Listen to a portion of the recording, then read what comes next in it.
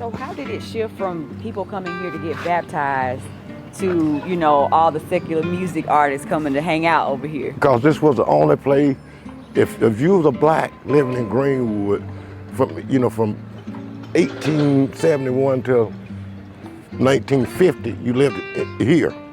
You couldn't live nowhere else in Greenwood.